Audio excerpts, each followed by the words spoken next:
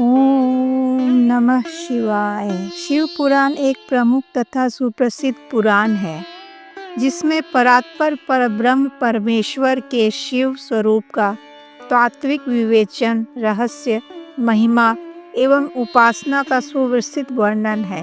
भगवान शिव मात्र पौराणिक देवता ही नहीं, अपितु वे पंच देवों में प्रधान अनादि सिद्ध परमेश्वर हैं एवं निगमागम आदि सभी शास्त्रों में महिमा मंडित महादेव हैं। वेदों ने इस परम तत्व को अव्यक्त, अजन्मा, सबका कारण, विश्व प्रपंच का सृष्टा, पालक एवं संहारक कहकर उनका गुणगान किया है। श्रुतियों ने सदा शिव को स्वयंभू, शांत, प्रपंचातीत, परात्पर, परम तत्व, ईश्वरों के भी परम परमेश्वर कहकर स्तुति की है। शिव का अर्थ ही है कल्याण स्वरूप और कल्याण प्रदाता। परम ब्रह्म के इस कल्याण रूप की उपासना उच्च कोटि के सिद्धों, आत्म कल्याणकामी साधकों एवं सर्वसाधारण आस्तिक जनों सभी के लिए परम मंगलमय, परम कल्याणकारी, सर्व सिद्धिदायक और सर्वश्रेष्ठकर है। शास्त्रों में उल्लेख मिलता है कि देव, धनुज, ऋषि, महर्षि, योगिंद्र, मुनिंद्र, सिद्ध, गंधर्व ही नहीं अपितु ब्रह्मा विष्णु तक इन महादेव की उपासना करते हैं। भगवान श्री राम तथा श्री कृष्ण के ये तो परम आराध्य ही हैं। यह सर्वविदित तथ्य है कि प्राचीन काल से ही शिवोपासना का प्रचार प्रसार एवं बाहुल्य मात्र भारत के सभी प्रदेशों में ही नहीं अपितु न्यूनाधिक रूप से संपूर्ण विश्व में भी होता आ रहा है। श्री शिव पुराण महात्म्य। शौनक जी के साधन विषयक प्रश्न करने पर सूत जी का उन्हें शिव पुराण की उत्कृष्ट महिमा सुनाना। श्री शौनक जी ने पूछा, महाज्ञानी सूत जी, आप संपूर्ण सिद्धांतों के ज्ञाता हैं। प्रभो, मुझसे पुराणों की कथाओं के सार तत्व का विशेष रूप से वर्णन कीजिए। ज्ञान और वैराग्य सहित भक्ति से प्राप्त होने वाले विवेक की वृद्धि कैसे होती है तथा साधु पुरुष किस प्रकार अपने काम, क्रोध आदि मानसिक विकारों का निवारण करते हैं। इस घोर कली काल में जीव प्रायः आसुर स्वभाव के हो गए हैं। उस जीव समुदाय को शुद्ध बनाने के लिए सर्वश्रेष्ठ उपाय क्या है? आप इस समय मुझे ऐसा कोई शाश्वत साधन बताइए जो कल्याणकारी वस्तुओं में भी सबसे उत्कृष्ट एवं परम मंगलकारी हो तथा पवित्र करने वाले उपायों में भी सर्वोत्तम पवित्र कारक उपाय हो। तात वह साधन ऐसा हो जिसके अनुष्ठान से शीघ्र ही अंतःकरण की विशेष शुद्धि हो जाए तथा उससे निर्मल चित्त वाले पुरुष को सदा के लिए शिव की प्राप्ति हो जाए। श्री सूत जी ने कहा, मुनि श्रेष्ठ शौनक, तुम धन्य हो क्योंकि तुम्हारे हृदय में पुराण कथा सुनने का विशेष प्रेम एवं लालसा है। इसलिए मैं शुद्ध बुद्धि से विचार कर तुमसे परम उत्तम शास्त्र का वर्णन करता हूँ। वत्स, वह संपूर्ण शास्त्रों के सिद्धांत से संपन्न, भक्ति आदि को बढ़ाने वाला तथा भगवान शिव को संतुष्ट करने वाला है। कानों के लिए रसायन, अमृत स्वरूप तथा दिव्य है। तुम उसे श्रवण करो। मुने, वह परम उत्तम शास्त्र है शिव पुराण, जिसका पूर्व काल में भगवान शिव ने ही प्रवचन किया था। यह काल रूपी सर्प से प्राप्त होने वाले महान त्रास का विनाश करने वाला उत्तम साधन है। गुरुदेव व्यास ने सनत कुमार मुनि का उपदेश पाकर बड़े आदर से संक्षेप में ही इस पुराण का प्रतिपादन किया है। इस पुराण के प्रणय का उद्देश्य है कलयुग में उत्पन्न होने वाले मनुष्यों के परम हित का साधन। यह शिव पुराण परम उत्तम शास्त्र है। इसे इस भूतल पर भगवान शिव का वांग्मय स्वरूप भी समझना चाहिए। और सब प्रकार से इसका सेवन करना चाहिए। इसका पठन और श्रवण सर्व साधन रूप है। इससे शिव भक्ति पाकर श्रेष्ठतम स्थिति में पहुंचा हुआ मनुष्य शीघ्र ही शिव पद को प्राप्त कर लेता है। इसीलिए संपूर्ण यत्न करके मनुष्यों ने इस पुराण को पढ़ने की इच्छा की है अथवा इस अध्ययन को अभिष्ट साधन माना है। इसी तरह इसका प्रेम पूर्वक श्रवण भी संपूर्ण मनोवांछित फलों को देने वाला है।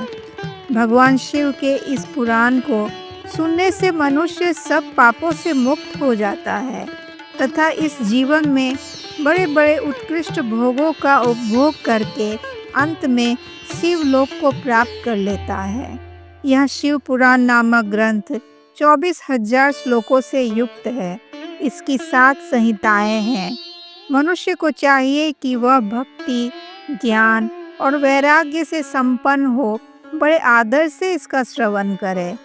7 संहिताओं से युक्त यह दिव्य शिव पुराण पर ब्रह्म परमात्मा के समान विराजमान है और सबसे उत्कृष्ट गति प्रदान करने वाला है।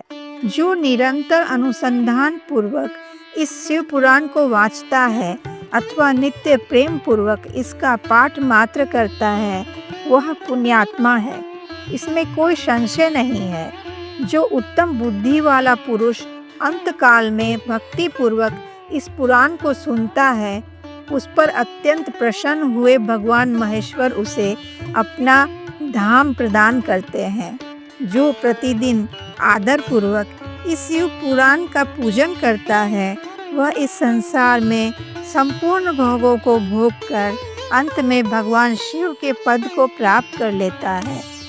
जो प्रतिदिन आलस्य रहित हो रेशमी वस्त्र आदि के वेश से इस शिव पुराण का सत्कार करता है वह सदा सुखी होता है। यह शिव पुराण निर्मल तथा भगवान शिव का सर्वस्व है। जो इहलोक और परलोक में भी सुख चाहता हो उसे आदर के साथ प्रयत्न पूर्वक इसका सेवन करना चाहिए। यह निर्मल एवं उत्तम शिव पुराण धर्म, अर्थ, काम और मोक्ष चारों पुरुषार्थों को देने वाला है। अतः सदा प्रेम पूर्वक इसका श्रवण एवं विशेष पाठ करना चाहिए। शिव पुराण के श्रवण से देवराज को शिवलोक की प्राप्ति तथा चंचुला का पाप से भय एवं संसार से वैराग्य। श्री शौनक जी ने कहा, महाभाग सूत जी, आप धन्य हैं, परमार्थ तत्व के ज्ञाता हैं। आपने कृपा करके हम लोगों को यह बड़ी अद्भुत एवं दिव्य कथा सुनाई है। भूतल पर इस कथा के समान कल्याण का सर्वश्रेष्ठ साधन दूसरा कोई नहीं है। यह बात हमने आज आपकी कृपा से निश्चय पूर्वक समझ ली। सूत जी, कलयुग में इस कथा के द्वारा कौन कौन से पापी शुद्ध होते हैं उन्हें कृपा पूर्वक बताइए और इस जगत को कृतार्थ कीजिए। सूत जी बोले, जो मनुष्य पापी, दुराचारी, खल तथा काम, क्रोध आदि में निरंतर डूबे रहने वाले हैं वे भी इस पुराण के श्रवण पठन से अवश्य ही शुद्ध हो जाते हैं। इसी विषय में जानकर मुनि इस प्राचीन इतिहास का उदाहरण दिया करते हैं जिसके श्रवण मात्र से पापों का पूर्णतया नाश हो जाता है। बहुत पहले की बात है, कहीं किरातों के नगर में एक ब्राह्मण रहता था जो ज्ञान में अत्यंत दुर्बल, दरिद्र, रस बेचने वाला तथा वैदिक धर्म से विमुख था। वह स्नान, संध्या आदि कर्मों से भ्रष्ट हो गया था और वैश्यवृत्ति में तत्पर रहता था। उसका नाम था देवराज। वह अपने ऊपर विश्वास करने वाले लोगों को ठगा करता था। उसने ब्राह्मणों, क्षत्रियों, वैश्यों, शूद्रों तथा दूसरों को भी अनेक बहानों से मारकर उनका धन हड़प लिया था, परंतु उस पापी का थोड़ा सा भी धन कभी धर्म के काम में नहीं लगा था। वह वैश्यागामी तथा सब प्रकार से आचार भ्रष्ट था। एक दिन घूमता घामता वह दैव योग से प्रयागराज जा पहुंचा। वहां उसने एक शिवालय देखा जहां बहुत से साधु महात्मा एकत्र हुए थे। देवराज उस शिवालय में ठहर गया, किंतु वहां उस ब्राह्मण को ज्वर आ गया। उस ज्वर से उसको बड़ी पीड़ा होने लगी। वहां एक ब्राह्मण देवता शिव पुराण की कथा सुना रहे थे। ज्वर में पड़ा हुआ देवराज ब्राह्मण के मुखारविंद से निकली हुई उस शिव कथा को निरंतर सुनता रहा। 1 मास के बाद वह ज्वर से अत्यंत पीड़ित होकर चल बसा। यमदूत के दूत आए और उसे पासों से बांधकर बलपूर्वक यमपुरी ले गए। इतने में ही शिवलोक से भगवान शिव के पार्षद गण आ गए। उनके गौर अंग कर्पूर के समान उज्जवल थे, हाथ त्रिशूल से सुशोभित हो रहे थे। उनके संपूर्ण अंग भस्म से उदासीन थे और रुद्राक्ष की मालाएं उनके शरीर की शोभा बढ़ा रही थी। वे सब के सब क्रोधपूर्वक यमपुरी गए और यमराज के दूतों को मार पीट कर बारंबार धमकाकर उन्होंने देवराज को उनके चंगुल से छुड़ा लिया और अत्यंत अद्भुत विमान पर बैठाकर जब वे शिवदूत कैलाश जाने को उद्यत हुए, उस समय यमपुरी में बड़ा भारी कोलाहल मच गया। उस कोलाहल को सुनकर धर्मराज अपने भवन से बाहर आए। साक्षात दूसरे रुद्रों के समान प्रतीत होने वाले उन चारों दूतों को देखकर धर्मज्ञ धर्मराज ने उनका विधि पूर्वक पूजन किया और ज्ञान दृष्टि से देखकर सारा वृतांत जान लिया। उन्होंने भय के कारण भगवान शिव के उन महात्मा दूतों से कोई बात नहीं पूछी, उल्टे उन सब की पूजा एवं प्रार्थना की। तत्पश्चात वे शिवदूत कैलाश को चले गए और वहां पहुंचकर उन्होंने उस ब्राह्मण को दया सागर शाम शिव के हाथों में दे दिया। शेष कथा अब अगले भाग में। हर हर महादेव। ओम नमः शिवाय। अभी तक आपने देखा कि शिव पुराण का पठन और श्रवण हम सभी के लिए बहुत ही कल्याणकारी और मंगलमय है। ये हमारे लिए पवित्र पावनी गंगा के समान है। जैसे गंगा जी में डुबकी लगाकर हम पवित्र हो जाते हैं, वैसे ही शिव पुराण की कथा में डूबकर हम अपने सभी पापों से मुक्त हो पावन हो जाते हैं। आपने देखा कैसे एक पतित ब्राह्मण शिव पुराण की कथा सुनकर भगवान शिव के धाम पहुंच गया। और अब आगे शौनक जी ने कहा, महाभाग सूत जी, आप सर्वज्ञ हैं। महामते, आपके कृपा प्रसाद से मैं बहुत कृतार्थ हुआ। इस इतिहास को सुनकर मेरा मन अत्यंत आनंदमय हो रहा है। अतः अब भगवान शिव में प्रेम बढ़ाने वाली शिव संबंधी दूसरी कथाओं को भी कहिए। श्री सूत जी बोले, शौनक सुनो, मैं तुम्हारे सामने गोपनीय कथा वस्तु का भी वर्णन करूंगा, क्योंकि तुम शिव भक्तों में अग्रण्य तथा वेद वेत्ताओं में श्रेष्ठ हो। समुद्र के निकटवर्ती प्रदेश में एक वाशकल नामक ग्राम है, जहाँ वैदिक धर्म से विमुख महापापी लोग निवास करते हैं। वे सब के सब बड़े दुष्ट हैं। उनका मन दूषित विषय भोगों में ही लगा रहता है। वे ना देवताओं पर विश्वास करते हैं, ना भाग्य पर। वे सभी कुटिल वृत्ति वाले हैं, किसानी करते हैं और भांति भांति के घातक अस्त्र शस्त्र रखते हैं। वे व्यभिचारी और दुष्ट हैं। ज्ञान, वैराग्य तथा सच्चे धर्म का सेवन ही मनुष्य के लिए परम पुरुषार्थ है, इस बात को वे बिल्कुल नहीं जानते हैं। वे सभी पशु बुद्धि वाले हैं। वे सदा कुकर्म में लगे रहते और नित्य विषय भोगों में ही डूबे रहते हैं। वहाँ की सब स्त्रियां भी कुटिल स्वभाव की, स्वेच्छाचारिणी, पापासक्त, कुत्सित विचार वाली और व्याभिचारिणी है। उनमें सद्व्यवहार तथा सदाचार बिल्कुल भी नहीं है। इस प्रकार वहाँ दुष्टों का ही निवास है। उस वास्कल नामक ग्राम में किसी समय एक बिंदुक नामधारी ब्राह्मण रहता था। वह बड़ा अधम था, दुरात्मा और महापापी था। यद्यपि उसकी स्त्री बड़ी सुंदरी थी, तो भी वह कुमार्ग पर ही चलता था। उसकी पत्नी का नाम चंचुला था। वह सदा उत्तम धर्म के पालन में लगी रहती थी, तो भी उसे छोड़कर वह दुष्ट ब्राह्मण वैश्यागामी हो गया था। इस तरह कुकर्म में लगे हुए उस बिंदु के बहुत वर्ष व्यतीत हो गए। उसकी स्त्री चंचुला काम से पीड़ित होने पर भी अपने धर्म के नाश के भय से क्लेश सहकर भी दीर्घ काल तक धर्म से भ्रष्ट नहीं हुई, परंतु दुराचारी पति के आचरण से प्रभावित हो आगे चलकर वह स्त्री भी दुराचारिणी हो गई। इस तरह दुराचार में डूबे हुए उस मूढ़ चित्त वाले पति पत्नी का बहुत सा समय व्यर्थ बीत गया। तदंतर शूद्र जातीय वैश्य का पति बना हुआ वह दूषित बुद्धि वाला दुष्ट ब्राह्मण बिंदुक समयानुसार मृत्यु को प्राप्त हो नरक में जा पड़ा।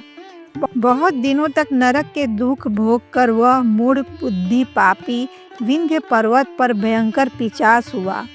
इधर उस दुराचारी पति बिंदुक के मर जाने पर चंचुला बहुत समय तक पुत्रों के साथ अपने घर में ही रही। एक दिन दैव योग से किसी पुण्य पर्व के आने पर वह स्त्री भाई बंधुओं के साथ गोकर्ण क्षेत्र में गई। गोकर्ण क्षेत्र भारत में कर्नाटक राज्य के उत्तर कन्नड़ जिले में स्थित एक पवित्र स्थल है, जिसे भगवान शिव के महाबलेश्वर मंदिर के कारण हिंदू धर्म के 7 प्रमुख तीर्थ स्थलों में से एक माना जाता है। वहाँ वह चंचुला पहुँची। तीर्थयात्रियों के संग से उसने भी उस समय जाकर किसी तीर्थ के जल में स्नान किया। फिर वह साधारणतया अपने बंधुजनों के साथ मेला देखने के लिए यत्र तत्र घूमने लगी। घूमती घामती किसी देव मंदिर में गई और वहां उसने एक दैवज्ञ ब्राह्मण के मुख से भगवान शिव की परम पवित्र एवं मंगलकारिणी उत्तम पौराणिक कथा सुनी। कथावाचक ब्राह्मण कह रहे थे कि जो स्त्रियां पर पुरुषों के साथ व्यभिचार करती है, वे मरने के बाद जब यमलोक में जाती हैं, तब यमराज के दूत उन्हें बहुत ही कठिन दंड देते हैं। पौराणिक ब्राह्मण के मुख से यह वैराग्य बढ़ाने वाली कथा सुनकर चंचुला भय से व्याकुल होकर कांपने लगी। जब कथा समाप्त हुई और सुनने वाले सब लोग वहां से बाहर चले गए, तब वह भयभीत नारी एकांत में शिव पुराण की कथा बाँचने वाले उस ब्राह्मण देवता से बोली। चंचुला ने कहा, ब्राह्मण, मैं अपने धर्म को नहीं जानती थी, इसीलिए मेरे द्वारा बड़ा दुराचार हुआ है। स्वामिन, मेरे ऊपर अनुपम कृपा करके आप मेरा उद्धार कीजिए। आज आपके इस प्रवचन को सुनकर मुझे बड़ा भय लग रहा है। मैं कांप उठी हूँ और मुझे इस संसार से वैराग्य हो गया है। मुझ मूढ़ चित्त वाली पापिनी को धिक्कार है। मैं सर्वथा निंदा के योग्य हूँ, कुत्सित विषयों में फंसी हुई हूँ और अपने धर्म से विमुख हो गई हूँ। हाय, न जाने किस किस घोर कष्टदायक दुर्गति में मुझे पड़ना पड़ेगा और वहाँ कौन बुद्धिमान पुरुष कुमार्ग में मन लगाने वाली मुझ पापिनी का साथ देगा। मृत्यु काल में उन भयंकर यमदूतों को मैं कैसे देखूंगी। जब वे बलपूर्वक मेरे गले में फंदे डालकर मुझे बांधेंगे, तब मैं कैसे धीरज धारण कर सकूंगी। नरक में जब मेरे शरीर के टुकड़े टुकड़े किए जाएंगे, उस समय विशेष दुख देने वाली उस महायातना को मैं वहाँ कैसे सहूंगी। हाय, मेरा हृदय विदीर्ण हो गया है और मैं सब प्रकार से नष्ट हो गई हूँ, क्योंकि मैं हर तरह से पाप में डूबी हुई हूँ। हे ब्राह्मण, आप ही मेरे गुरु, आप ही माता और आप ही पिता हैं। आपकी शरण में आई हुई मुझ दीन अबला का आप उद्धार कीजिए। सूत जी कहते हैं, शौनक, इस प्रकार खेद और वैराग्य से युक्त हुई चंचुला ब्राह्मण देवता के दोनों चरणों में गिर पड़ी। तब उन बुद्धिमान ब्राह्मण ने कृपा पूर्वक उसे उठाया और इस प्रकार कहा। ब्राह्मण बोले, नारी, सौभाग्य की बात है कि भगवान शंकर की कृपा से शिव पुराण की इस वैराग्य युक्त कथा को सुनकर तुम्हें समय पर चेत हो गया है। ब्राह्मण पत्नी, तुम डरो मत, भगवान शिव की शरण में जाओ। शिव की कृपा से सारा पाप तत्काल नष्ट हो जाता है। मैं तुमसे भगवान शिव की कीर्ति कथा से युक्त उस परम वस्तु का वर्णन करूंगा, जिससे तुम्हें सदा सुख देने वाली उत्तम गति प्राप्त होगी। शिव की उत्तम कथा सुनने से ही तुम्हारी बुद्धि इस तरह पश्चाताप से युक्त एवं शुद्ध हो गई है। साथ ही तुम्हारे मन में विषयों के प्रति वैराग्य हो गया है। पश्चाताप ही पाप करने वाले पापियों के लिए सबसे बड़ा प्रायश्चित है। सत्पुरुषों ने सबके लिए पश्चाताप को ही समस्त पापों का शोधक बताया है। पश्चाताप से ही पापों की शुद्धि होती है। जो पश्चाताप करता है वही वास्तव में पापों का प्रायश्चित करता है, क्योंकि सत्पुरुषों ने समस्त पापों की शुद्धि के लिए जैसे प्रायश्चित का उपदेश किया है, वह सब पश्चाताप से संपन्न हो जाता है। जो पुरुष विधि पूर्वक प्रायश्चित करके निर्भय हो जाता है पर अपने कुकर्म के लिए पश्चाताप नहीं करता, उसे प्रायः उत्तम गति नहीं प्राप्त होती, परंतु जिसे अपने कुकृत्य पर हार्दिक पश्चाताप होता है वह अवश्य उत्तम गति का भागी होता है, इसमें कोई संशय नहीं है। इस शिव पुराण की कथा सुनने से जैसे चित्त शुद्धि होती है वैसी दूसरे उपायों से नहीं होती। जैसे दर्पण साफ करने पर निर्मल हो जाता है, उसी प्रकार शिव पुराण की कथा से चित्त अत्यंत शुद्ध हो जाता है, इसमें कोई संशय नहीं है। मनुष्यों के शुद्ध चित्त में जगदम्बा पार्वती सहित भगवान शिव विराजमान रहते हैं। इससे वह विशुद्धात्मा पुरुष श्री श्याम सदाशिव के पद को प्राप्त होता है। इस उत्तम कथा का श्रवण समस्त मनुष्यों के लिए कल्याण का बीज है। अतः सही मार्ग से इसकी आराधना अथवा सेवा करनी चाहिए। यह भव बंधन रूपी रोग का नाश करने वाली है। भगवान शिव की कथा को सुनकर फिर अपने हृदय में उसका मनन एवं चिंतन करना चाहिए। इससे पूर्णतया चित्त शुद्धि हो जाती है। चित्त शुद्धि होने से महेश्वर की भक्ति अपने दोनों पुत्रों ज्ञान और वैराग्य के साथ निश्चित ही प्रकट होती है। तत्पश्चात महेश्वर के अनुग्रह से दिव्य मुक्ति प्राप्त होती है, इसमें कोई संशय नहीं है। जो मुक्ति से वंचित है उसे पशु समझना चाहिए, क्योंकि उसका चित्त माया के बंधन में आसक्त है। वह निश्चय ही संसार बंधन से मुक्त नहीं हो पाता। ब्राह्मण पत्नी, इसलिए तुम विषयों से मन को हटा लो और भक्ति भाव से भगवान शंकर की इस परम पावन कथा को सुनो। परमात्मा शंकर की इस कथा को सुनने से तुम्हारे चित्त की शुद्धि होगी और इससे तुम्हें मोक्ष की प्राप्ति हो जाएगी। जो निर्मल मन से भगवान शिव के चरणारविंदों का चिंतन करता है उसकी एक ही जन्म में मुक्ति हो जाती है। यह तुम्हें मैं सत्य सत्य कहता हूँ। सूत जी कहते हैं, शौनक, इतना कहकर वे श्रेष्ठ शिव भक्त ब्राह्मण चुप हो गए। उनका हृदय करुणा से आर्द्र हो गया। वे शुद्ध चित्त महात्मा भगवान शिव के ध्यान में मग्न हो गए। तदंतर बिंदुक की पत्नी चंचुला मन ही मन प्रसन्न हो उठी। ब्राह्मण का उक्त उपदेश सुनकर उसके नेत्रों में आनंद के आंसू छलक आए।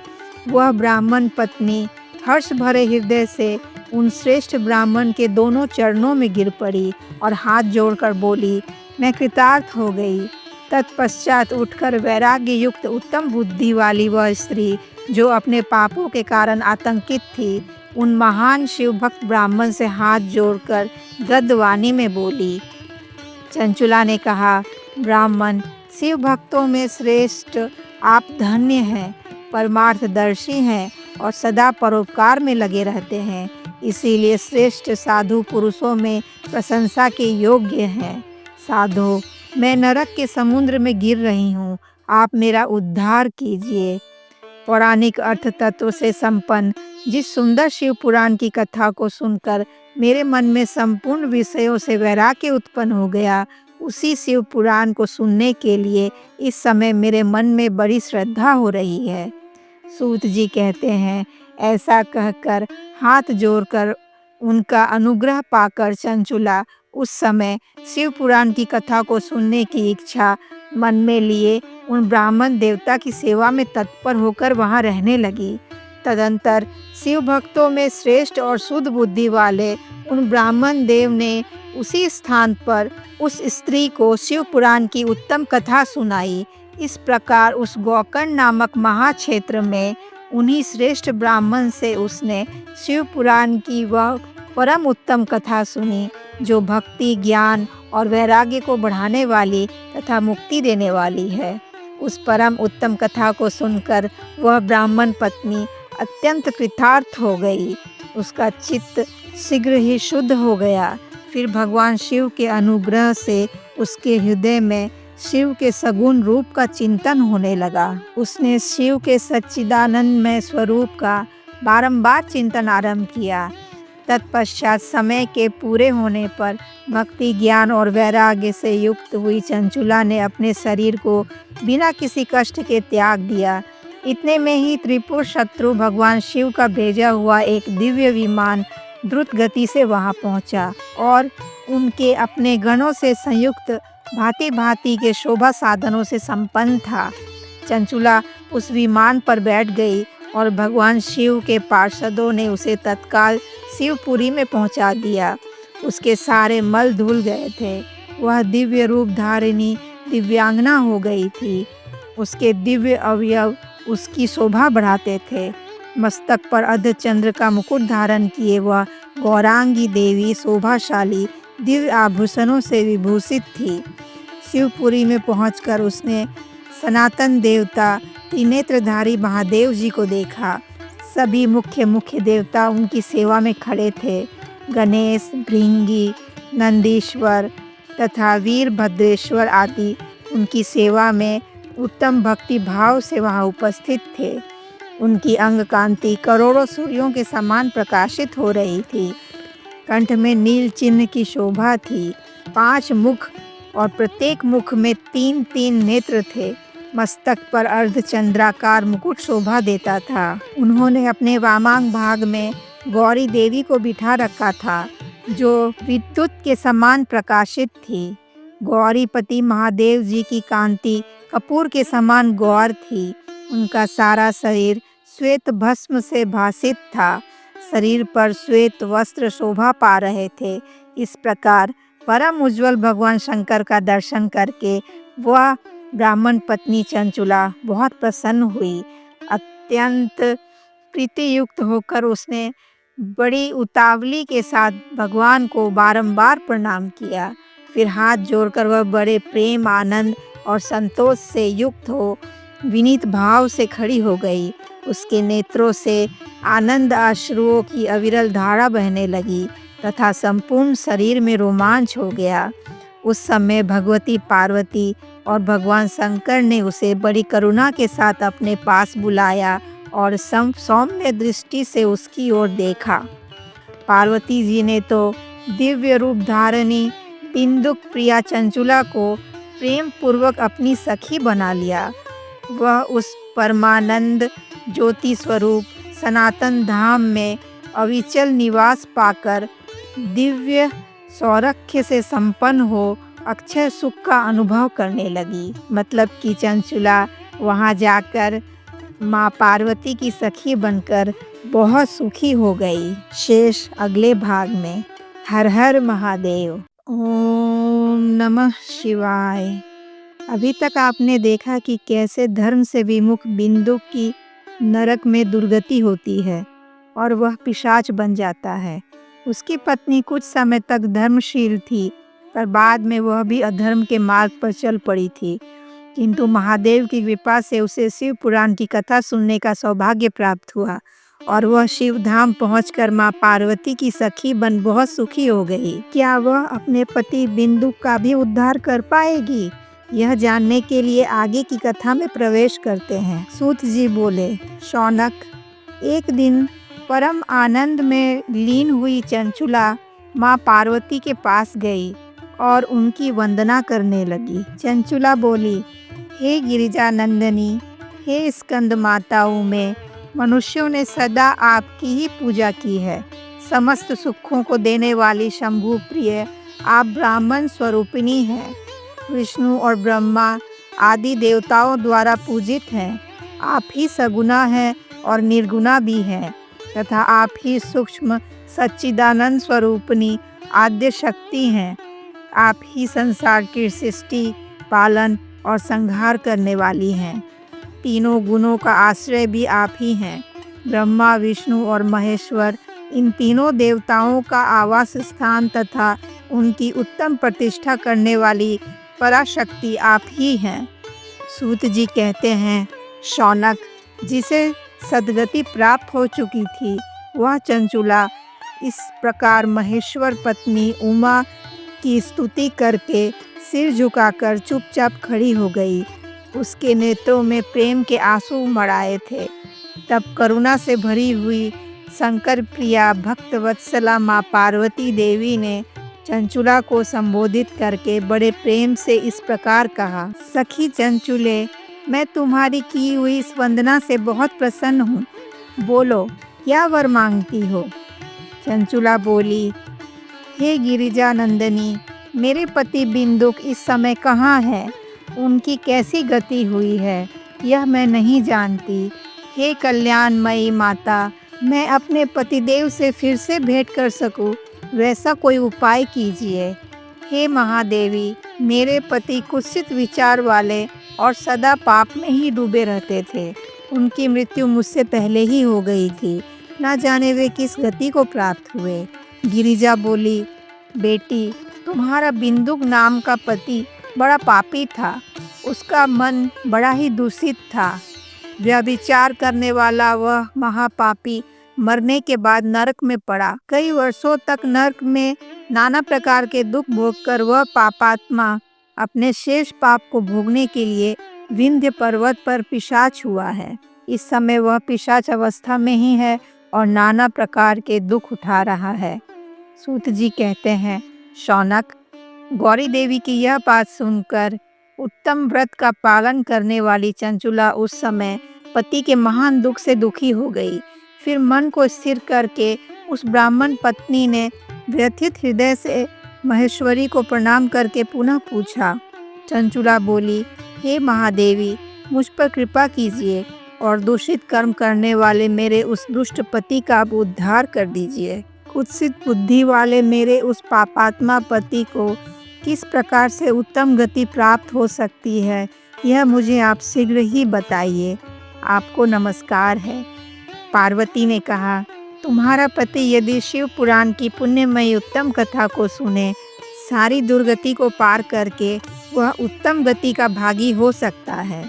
अमृत के समान मधुर अक्षरों से युक्त गौरी देवी का यह वचन आदर पूर्वक सुनकर चंचुला ने हाथ जोड़कर मस्तक झुकाकर उन्हें बारंबार प्रणाम किया और अपने पति के समस्त पापों की शुद्धि तथा उत्तम गति की प्राप्ति के लिए पार्वती देवी से प्रार्थना की कि मेरे पति को शिव पुराण सुनाने की व्यवस्था कीजिए। उस ब्राह्मण पत्नी के बारंबार प्रार्थना करने पर शिव प्रिया गौरी देवी को बड़ी दया आई। महेश्वरी गिरिजा कुमारी ने भगवान शिव की उत्तम कीर्ति का गान करने वाले गंधर्व राज तुम्बुरु को बुलाकर उनसे प्रसन्नता पूर्वक इस प्रकार कहा, तुम्बुरो, तुम्हारी भगवान शिव में बड़ी प्रीति है। तुम मेरे मन की बातों को जानकर मेरे सभी कार्यों को सिद्ध करने वाले हो। इसीलिए मैं तुमसे एक बात कहती हूँ, तुम्हारा कल्याण हो। तुम मेरी इस सखी के साथ शीघ्र ही विंध्य पर्वत पर जाओ और वहाँ एक महाघोर और भयंकर पिशाच रहता है। उसके बारे में मैं तुम्हें सब कुछ विस्तार से बताती हूँ।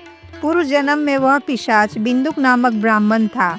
मेरी इस सखी चंचुला का पति था, परंतु उस दुष्ट व्याभिचारी ने स्नान संध्या आदि नित्य कर्म छोड़ दिया था। स्नान संध्या आदि नित्य कर्म को छोड़कर अपवित्र रहने लगा। क्रोध के कारण उसकी बुद्धि पर मूर्छा छा गई थी। वह धर्म और अधर्म के बीच का अंतर नहीं समझ पाता था। हमेशा दूषित भोजन करना, सज्जनों से द्वेष करना और दूषित वस्तुओं का दान लेना, यही उसका स्वाभाविक कर्म बन गया था। वह अस्त्र शस्त्र लेकर हिंसा करता, दीनों को सताता और क्रूरतापूर्वक पराये घरों में आग लगा देता था। चंडालों से प्रेम करता और प्रतिदिन वेश्या के संपर्क में रहता था। बड़ा दुष्ट था। वह पापी अपनी पत्नी का परित्याग करके दुष्टों के संग में ही आनंद मनाता था। वह मृत्यु पर्यंत दुराचार में ही फंसा रहा। फिर अंतकाल आने पर उसकी मृत्यु हो गई।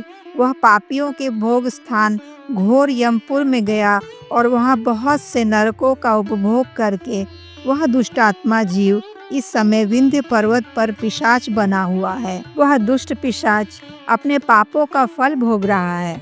तुम उसके सामने यत्न पूर्वक शिव पुराण की उस दिव्य कथा का प्रवचन करो जो परम पुण्यमयी तथा समस्त पापों का नाश करने वाली है। शिव पुराण की कथा का श्रवण सबसे उत्तम पुण्य कर्म है। उससे उसका हृदय शीघ्र ही समस्त पापों से शुद्ध हो जाएगा और वह प्रेत योनि का परित्याग कर देगा। उस दुर्गति से मुक्त होने पर बिंदुक नामक पिशाच को मेरी आज्ञा से विमान पर बिठाकर तुम भगवान शिव के समीप लेकर आओ। सूत जी कहते हैं, शौनक, माँ पार्वती के इस प्रकार आदेश देने पर गंधर्व राज तुम्बुरु मन ही मन बहुत प्रसन्न हुए। उन्होंने अपने भाग्य की सराहना की।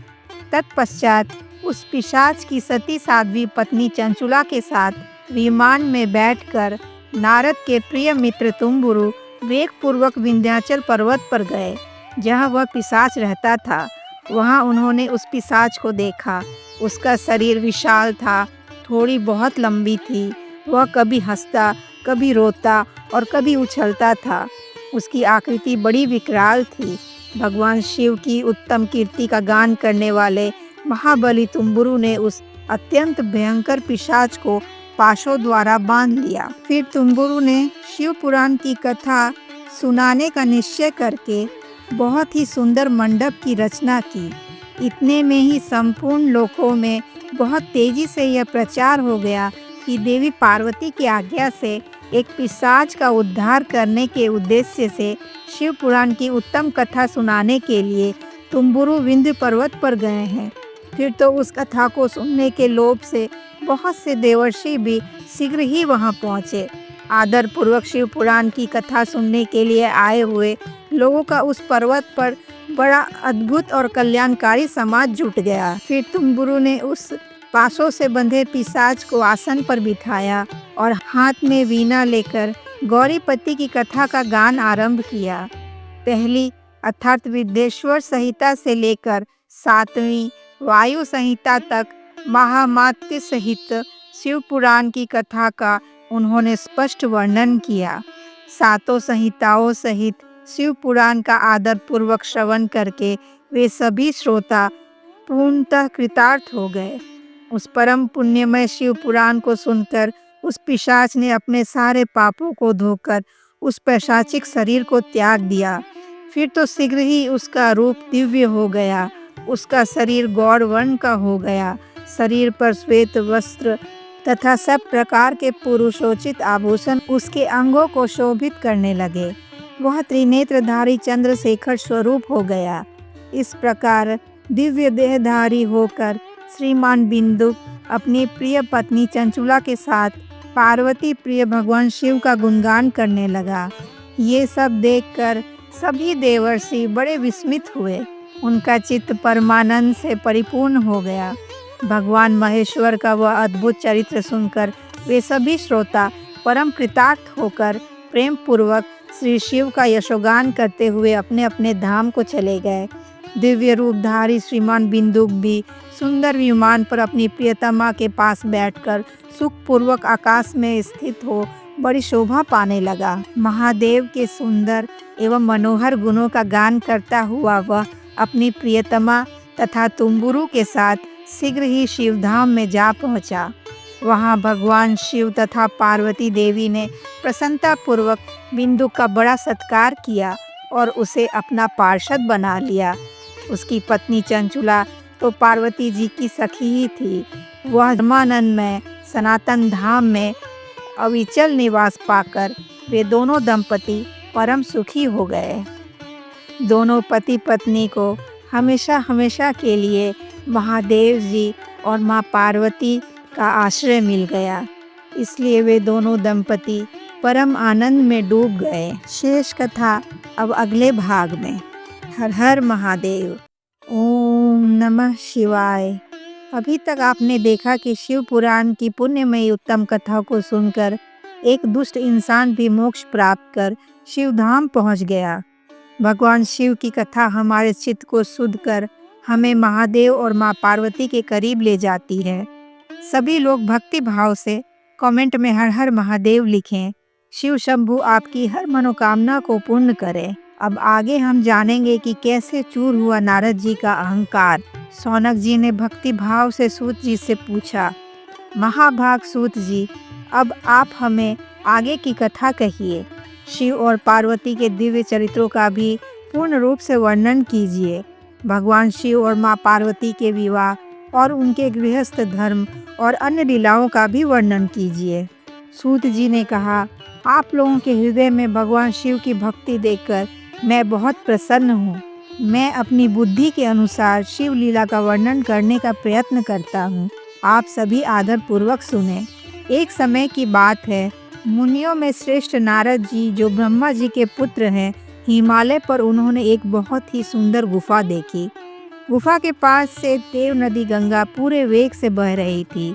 उस गुफा की सुंदरता से प्रसन्न हुए नारद जी वहां तपस्या करने बैठ गए और बहुत वर्षों तक तपस्या करते रहे। जब देवराज इंद्र को यह समाचार मिला कि नारद जी कई वर्षों से तपस्या में लीन हैं, तो उनका हृदय भय से कांप गया। ये नारद मुनि मेरा राज्य तो नहीं लेना चाहते। मन ही मन ऐसा सोचकर इंद्र ने उनकी तपस्या में विघ्न डालने के लिए कामदेव को बुलाया और कामदेव को नारद मुनि जी की तपस्या में विघ्न डालने का आदेश दिया। आदेश पाकर कामदेव वसंत को साथ लेकर उस गुफा के पास पहुंच गए, जहां नारद जी तपस्या कर रहे थे।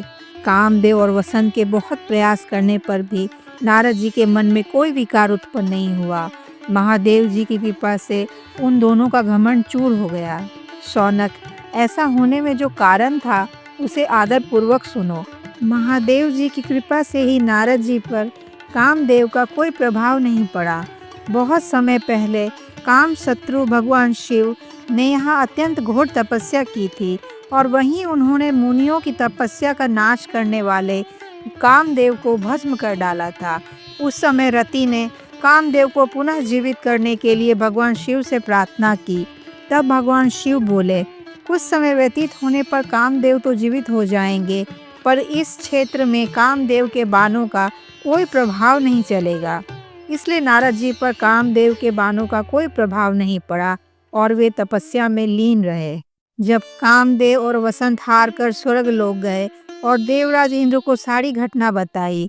ये सब सुनकर देवराज को भी बहुत आश्चर्य हुआ और उन्होंने नारद जी की बहुत प्रशंसा की। शिव जी की माया से मोहित होने के कारण इंद्रदेव को भी पूर्व की घटना याद नहीं रही कि वह क्षेत्र कामदेव के प्रभाव से रहित है।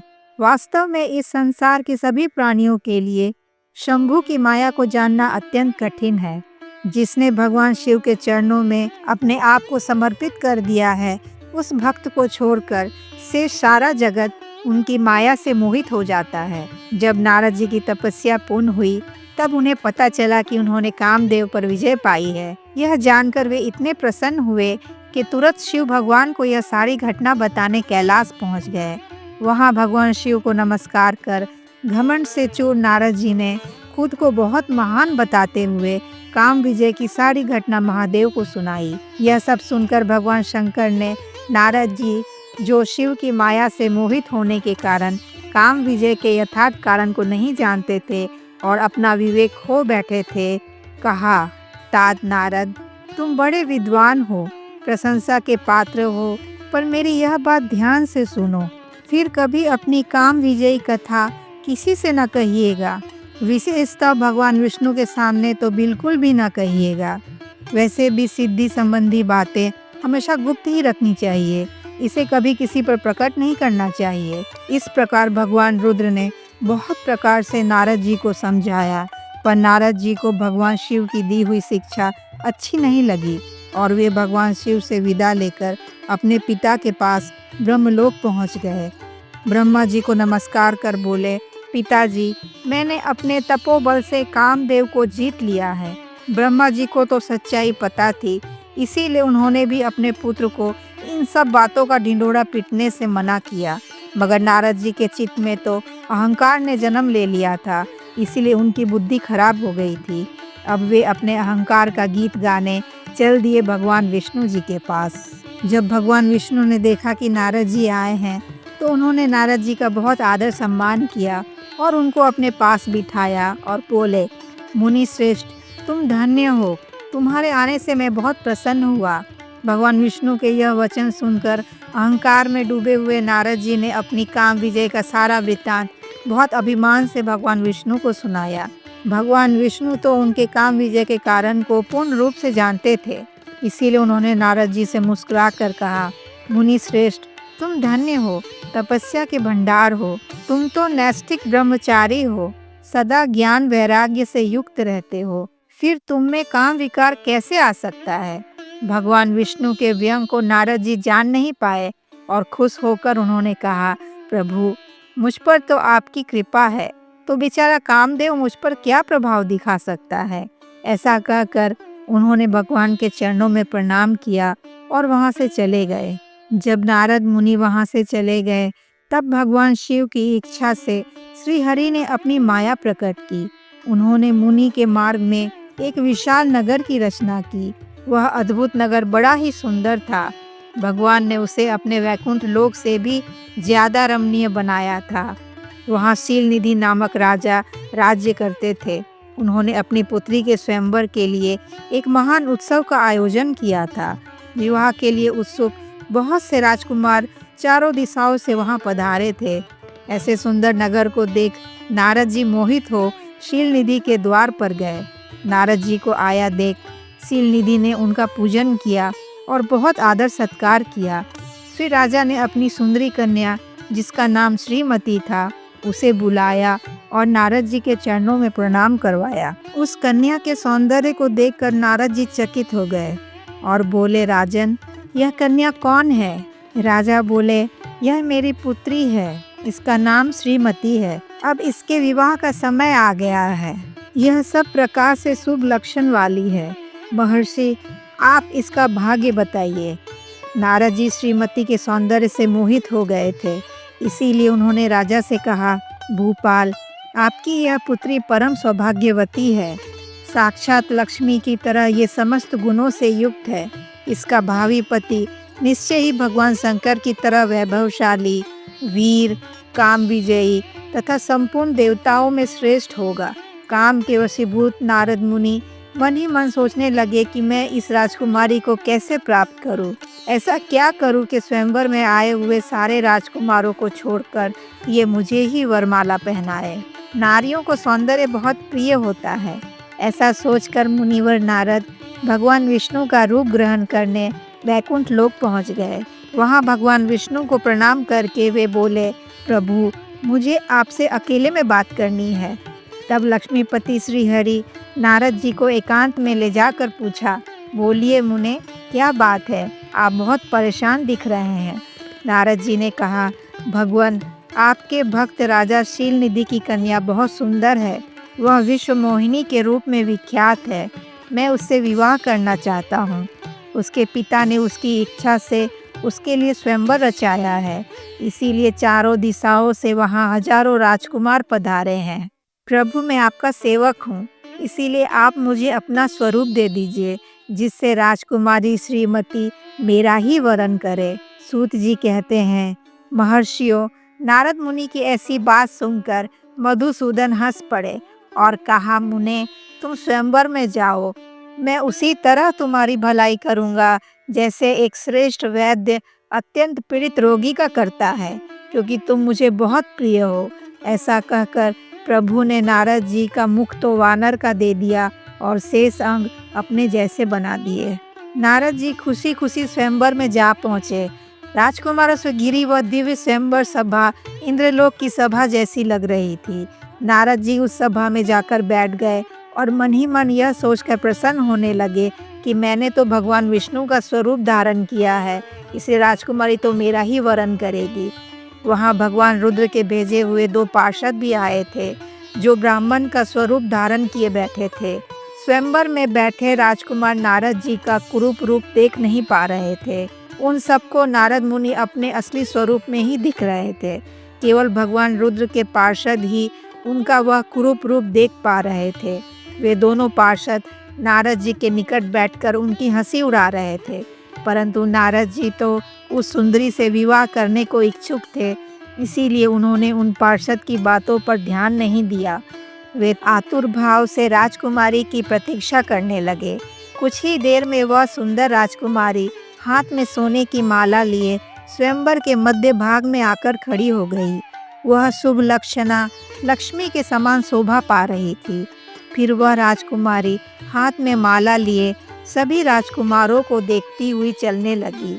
नारद जी का भगवान विष्णु के समान शरीर और वानर के समान मुख देखकर वह बहुत कुपित हुई और उधर से अपनी दृष्टि हटा ली। स्वयंवर में उसे कोई भी राजकुमार पसंद नहीं आया। इस कारण वह बहुत दुखी हो गई और फिर वहीं खड़ी हो गई। इतने में ही राजा के समान वेशभूषा धारण किए भगवान विष्णु वहां पहुंच गए, परंतु भगवान विष्णु उस राजकुमारी के सिवा किसी को नहीं दिखे। भगवान को देखते ही वह परम सुंदरी राजकुमारी का मुख प्रसन्नता से खिल उठा और उसने तत्काल भगवान विष्णु के गले में माला डाल दी। भगवान विष्णु तुरंत उस राजकुमारी को साथ लेकर अदृश्य हो गए और अपने धाम जा पहुँचे। नारद जी ने जब राजकुमारी को नहीं देखा तो वे बहुत परेशान हो गए। तब उन दो रुद्रदेव के पार्षदों ने कहा, नारद जी, आप क्यों परेशान हो रहे हैं? आपके इस वानर समान कुरूप रूप के कारण तो कोई भी राजकुमारी आपसे विवाह नहीं करेगी। सूत जी बोले, महर्षियों, उन रुद्रगणों का यह वचन सुनकर नारद जी को बहुत आश्चर्य हुआ। उन्होंने जल से भरे एक पात्र में अपना मुख देखा। वानर के समान अपना मुख देखकर वह क्रोध से जल उठे और क्रोध में भरकर उन शिवगणों को श्राप देते हुए बोले, तुम दोनों ने मुझ ब्राह्मण का मजाक उड़ाया है, इसीलिए तुम ब्राह्मण के वीर्य से उत्पन्न राक्षस बनोगे। ब्राह्मण की संतान होने पर भी तुम्हारा आकार और विचार राक्षस जैसा होगा। इस प्रकार अपने लिए श्राप सुनकर भी वे शिवगण नारद मुनि से कुछ नहीं बोले और सारी घटना को भगवान शिव की इच्छा जानकर उदास मन से शिवधाम चले गए। अब अगले भाग में हम जानेंगे कि क्रोध में भरे हुए नारद मुनि और क्या क्या करते हैं। आपको यह कथा अच्छी लगी हो तो कमेंट में हर हर महादेव जरूर लिखें। हर हर महादेव। ओम नमः शिवाय। अभी तक आपने देखा कि थोड़ी सी सिद्धि पाकर कैसे नारद जी सभी लोकों में जाकर अपनी बड़ाई करते फिर रहे हैं। ना उन्हें महादेव की शिक्षा अच्छी लगी, ना ब्रह्मा जी की। उनको तो बस अपनी सिद्धि का ढिंढोरा पीटना था हर जगह। जब भगवान विष्णु ने देखा कि मेरे इतने प्रिय भक्त के मन में अहंकार रूपी राक्षस ने अपनी जगह बना ली है, तो करुणा से भरे भगवान ने उस अहंकार रूपी राक्षस का दमन करने के लिए अपनी माया रची, जिसमें नारद जी फंस चुके हैं। क्रोधित हो उन्होंने शिवगणों को श्राप दे दिया है, फिर भी उनका क्रोध अभी शांत नहीं हुआ है। आगे की कथा में प्रवेश करने से पहले सभी भक्तगण कमेंट में हर हर महादेव लिखें, क्योंकि जो कुछ भी घट रहा है वह सब महादेव की इच्छा से ही घट रहा है। इसलिए तो नारद जी अभी भी अपनी मोह निद्रा से जागे नहीं हैं। भगवान विष्णु के किए कपट को याद करके मन में अत्यधिक क्रोध लिए नारद जी चल पड़े हैं अब बैकुंठ धाम की ओर। बैकुंठ धाम पहुंचकर समिधा पाकर जैसे यज्ञ की अग्नि प्रज्वलित होती है, वैसे ही क्रोध में जलते हुए नारद जी बोले, हरि, तुम बड़े दुष्ट हो, कपटी हो और समस्त विश्व को अपने मोह में डाले रहते हो। क्रोध से नारद जी का संपूर्ण ज्ञान नष्ट हो गया है, इसीलिए वे अपने प्रभु के लिए ऐसे दुर्वचन बोल रहे हैं। नारद जी ने कहा, तुमसे दूसरों की समृद्धि देखी नहीं जाती, तुम्हारा अंतःकरण मलिन है। पूर्व काल में तुम ही ने मोहिनी रूप धारण कर असुरों से कपट किया, उन्हें वारुणी मदिरा पिलाई, अमृत नहीं पीने दिया। छल कपट में ही तुम्हें आनंद आता है। यदि महादेव दया करके वो हलाहल विष ना पी लेते तो तुम्हारी माया तो उसी दिन समाप्त हो जाती। कपटपूर्ण चाल तुम्हें बहुत प्रिय है, तुम्हारा स्वभाव अच्छा नहीं है, फिर भी महादेव ने तुम्हें स्वतंत्र बना दिया है। पर मेरे साथ कपट करने के लिए आज मैं तुम्हें ऐसी सीख दूंगा जिससे तुम फिर कभी भी कहीं भी ऐसा कपट नहीं कर सकोगे। अब तक तुम्हें कभी किसी तेजस्वी पुरुष से पाला नहीं पड़ा था, इसीलिए आज तक तुम निडर बने हुए हो। परंतु विष्णु, तुमने स्त्री के लिए मुझे व्याकुल किया है। यह कपटपूर्ण कार्य करते हुए तुमने मुझे मनुष्य के मोह में डाला था, इसीलिए तुम भी मनुष्य का स्वरूप धारण करोगे और स्त्री वियोग का दुख भोगोगे। तुमने जिन वानरों के समान मेरा मुंह बनाया था, वे ही उस समय तुम्हारे सहायक बने। तुम दूसरों को स्त्री वियोग का दुख देने वाले हो, अतः स्वयं भी तुम्हें स्त्री वियोग का दुख प्राप्त हो। अज्ञान से मोहित विक्षिप्त मनुष्यों के समान तुम्हारी स्थिति हो। अज्ञान से मोहित हुए नारद जी ने जब श्रीहरि को इस तरह श्राप दिया तो श्रीहरि ने महादेव की माया की प्रशंसा करते हुए उस श्राप को स्वीकार कर लिया। इसके बाद महालीला करने वाले भगवान शिव ने अपनी उस विश्व मोहिनी माया को, जिसके कारण ज्ञानी नारद मुनि भी मोहित हो गए थे, खींच लिया। उस माया के हटते ही नारद जी पहले की तरह शुद्ध बुद्धि वाले हो गए। उनका सारा क्रोध समाप्त हो गया। वे बहुत पश्चाताप करने लगे और बार बार अपनी निंदा करने लगे और भगवान विष्णु जी के चरणों में गिर पड़े। श्रीहरि ने उन्हें उठाकर खड़ा किया। नारद जी बोले, नाथ, माया से मोहित होने के कारण मेरी बुद्धि बिगड़ गई थी, इसलिए मैंने आपको इतने दुर्वचन कहे और प्रभु आपको श्राप तक दे डाला है। प्रभु, आप उस श्राप को मिथ्या कर दीजिए। हाय, मैंने बहुत बड़ा पाप किया है, अब मैं निश्चय ही नरक में पड़ूंगा। हरे, मैं आपका दास हूँ, अब आप ही मुझे कोई उपाय बताएं जिससे मुझे नरक में ना गिरना पड़े। ऐसा कहकर नारद जी पुनः भक्ति भाव से श्रीहरि के चरणों में गिर पड़े। तब श्रीहरि ने उन्हें उठाकर मधुर वाणी में कहा, तात, दुखी मत हो, तुम मेरे श्रेष्ठ भक्त हो, इसमें कोई संशय नहीं है। तुमने अहंकार से मोहित होकर जो भगवान शिव की बात नहीं मानी थी, उनकी शिक्षा की अवहेलना की थी, उसी अपराध का भगवान शिव ने तुम्हें ऐसा फल दिया है, क्योंकि वे ही कर्म फलदाता हैं। ये सब भगवान शिव की इच्छा से ही हुआ है। वे ही परब्रह्म परमात्मा है। वे ही अपनी माया को लेकर ब्रह्मा, विष्णु और महेश, इन तीनों रूपों में प्रकट होते हैं। निर्गुण अवस्था में उन्हीं का नाम शिव है। वे परमात्मा, महेश्वर, परब्रह्म, अविनाशी, अनंत, महादेव आदि कई नामों से जाने जाते हैं। उन्हीं की सेवा से ब्रह्मा जी जगत के सृष्टा हैं और मैं तीनों लोकों का पालन करता हूँ, और वे स्वयं ही रुद्र रूप से सदा सबका संहार करते हैं। नारद मुने, मैं तुम्हें एक सुंदर उपाय बताता हूँ, जो सुखद, समस्त पापों का नाशक और मोक्ष देने वाला है। तुम भक्ति भाव से शिव के सतनाम स्तोत्र का पाठ करो। जो भगवान शिव के नाम रूपी नौका का आश्रय लेता है, वह संसार सागर से पार हो जाता है। उनके सारे पाप निसंदेह नष्ट हो जाते हैं।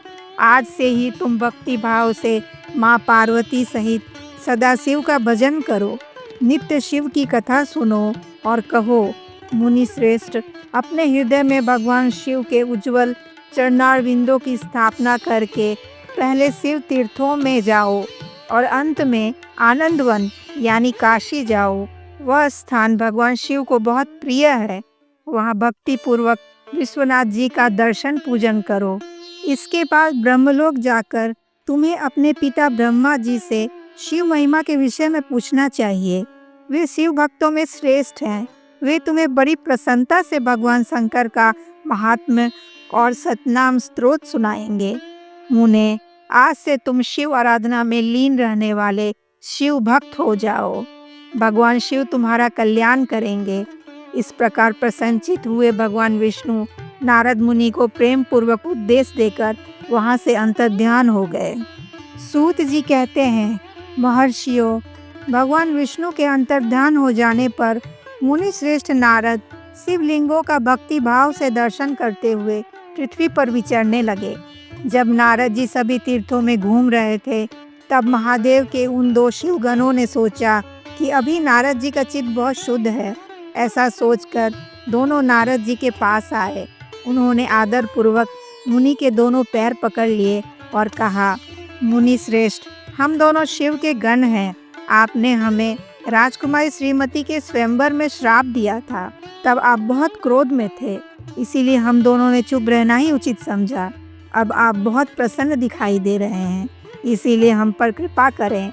नारद जी ने दोनों को उठाया और कहा, आप दोनों शिव जी के गण हैं, इसीलिए बहुत सम्माननीय हैं। उस समय मैं मोह के वशीभूत था, इसीलिए मेरी बुद्धि भ्रष्ट हो गई थी, इसीलिए आप दोनों को मैंने शाप दे दिया। शिवगणों, मैंने जो कुछ कहा है वह वैसा ही होगा। आप लोग मेरे अपराध को क्षमा करें। मुनि और विश्रवा के वीर्य से जन्म ग्रहण करके आप संपूर्ण दिशाओं में प्रसिद्ध रावण और कुंभकर्ण होंगे। आप बहुत बलवान, वैभव युक्त, परम प्रतापी एवं राक्षस राज का पद प्राप्त करेंगे। आप समस्त ब्रह्मांड के राजा बनेंगे और शिव भक्त होंगे। भगवान शिव के ही दूसरे स्वरूप श्री विष्णु के हाथों मृत्यु पाकर फिर अपने पद पर प्रतिष्ठित हो जाएंगे। सूत जी कहते हैं, महर्षियों, महात्मा नारद मुनि की बात सुनकर वे दोनों शिवगण प्रसन्न होकर अपने स्थान लौट गए। नारद जी भी अनन्य भक्ति भाव से भगवान शिव का ध्यान करते हुए शिव तीर्थों का दर्शन करने के लिए धरती पर घूमते रहे। अंत में वे काशी पहुँचे। काशीपुरी का दर्शन करके नारद जी कृतार्थ हो गए। वहाँ उन्होंने बहुत भक्ति भाव से काशीनाथ का दर्शन किया और पूजन किया। फिर वहाँ से वे ब्रह्मलोक पहुँचे। निरंतर शिव जी का स्मरण करने से उनकी बुद्धि शुद्ध हो गई थी।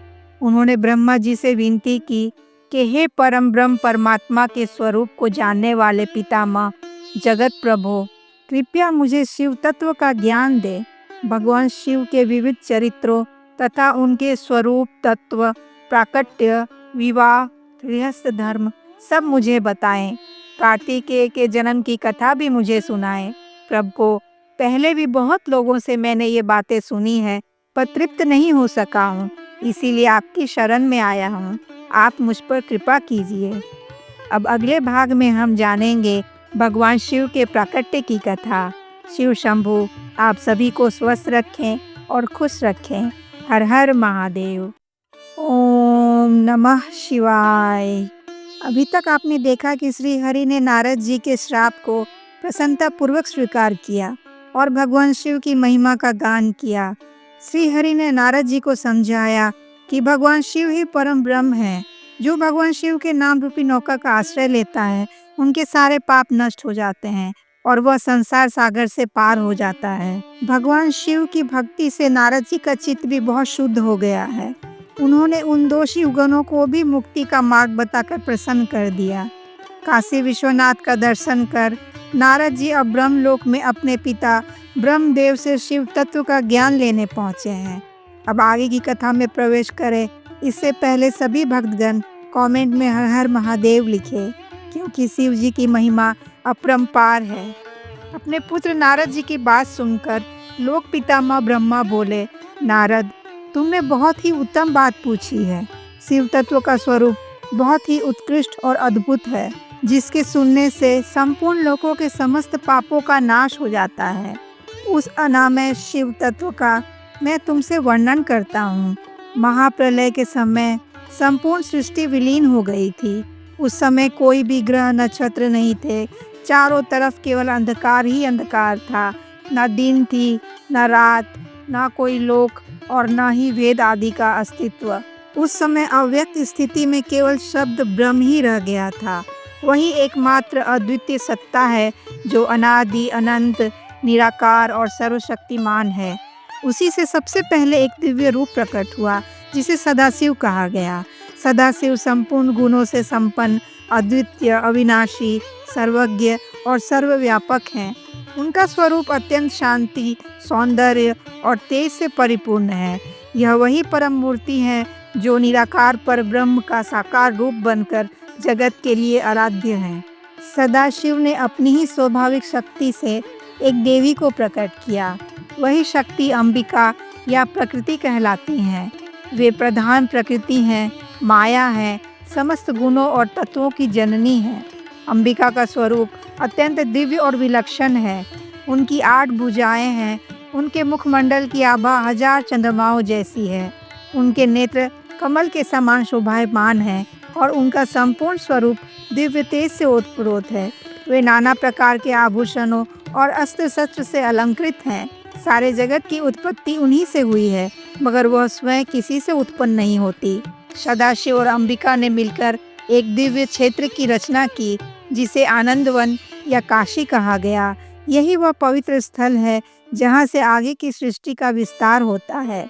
इसके बाद सदाशिव के बाएं अंग से भगवान विष्णु प्रकट हुए। श्री विष्णु का स्वरूप तीनों लोकों में सबसे सुंदर, शांत, दिव्य और पालनकर्ता के रूप में वर्णित हुआ है। उनकी कांति इंद्रनील मणि के समान थी। फिर भगवान शिव ने भगवान विष्णु को वेदों का ज्ञान प्रदान किया और तपस्या करने के लिए कहा।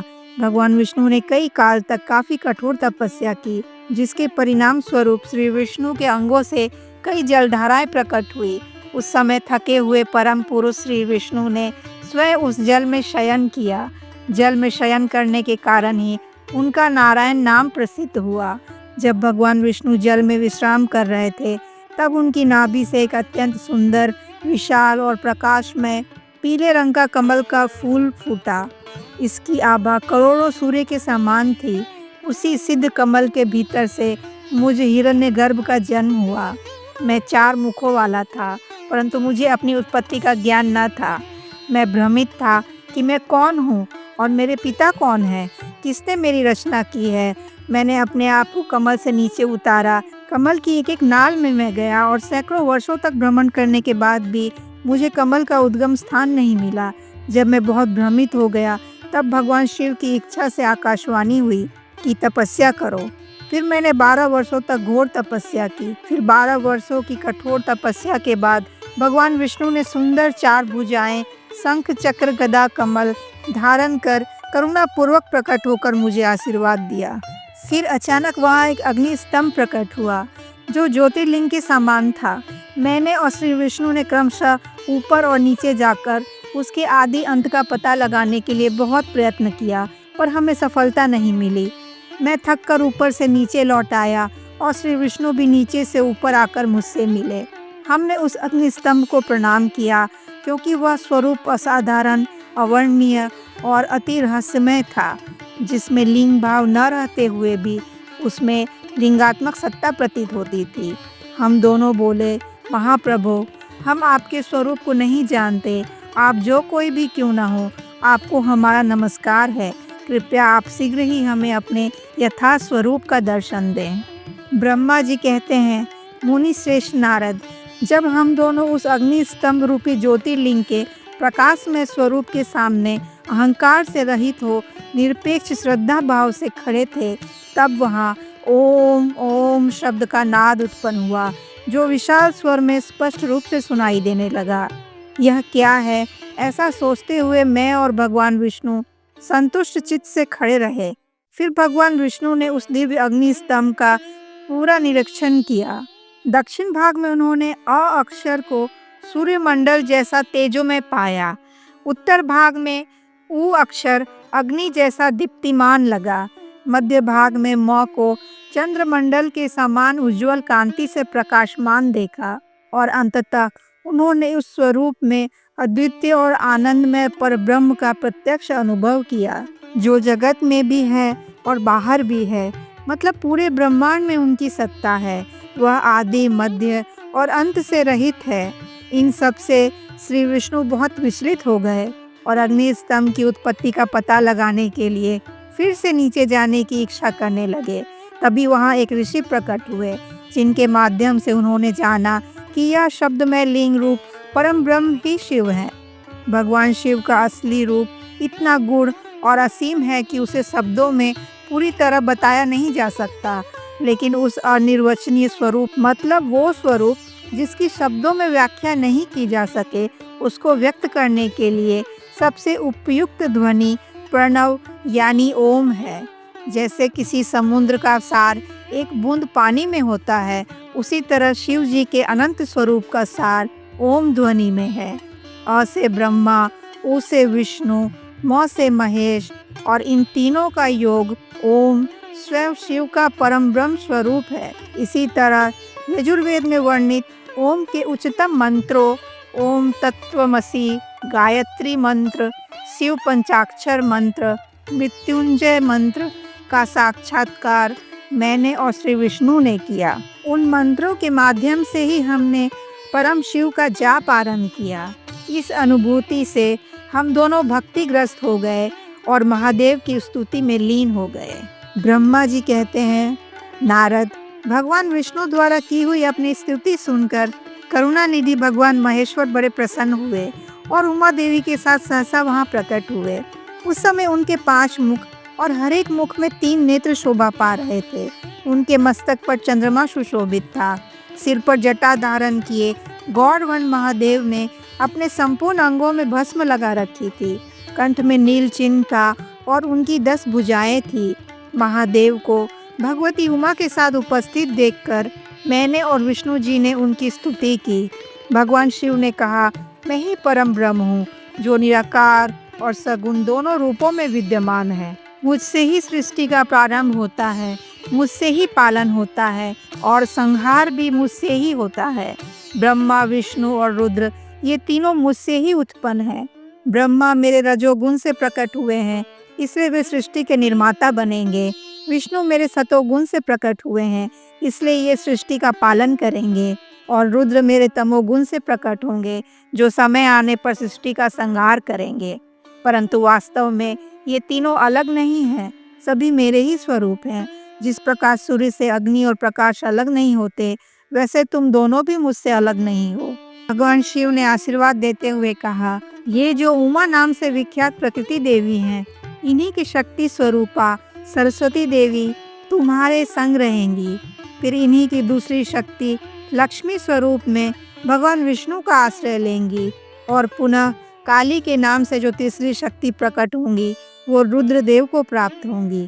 भगवान शिव ने कहा, मेरे हृदय में विष्णु है और विष्णु के हृदय में मैं हूँ। जो इन दोनों में अंतर नहीं समझता, वही मुझे विशेष रूप से प्रिय है। श्री हरि मेरे बाएं अंग से प्रकट हुए हैं और ब्रह्मा जी मेरे दाहिने अंग से प्रकट हुए हैं और रुद्रदेव मेरे हृदय से प्रकट होंगे। फिर भगवान शिव ने भगवान विष्णु को विशेष आशीर्वाद देते हुए कहा, हे विष्णु, सृष्टि की रक्षा का भार मैं तुम्हें सौंपता हूँ। तुम सभी जीवों को जीवन का आधार दोगे, उनका पालन पोषण करोगे और धर्म की स्थापना करोगे।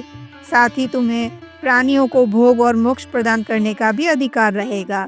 ऐसा कहकर भगवान शिव ने मेरा हाथ पकड़ा और श्री हरि को सौंप कर कहा, तुम संकट के समय सदा इनकी सहायता करना।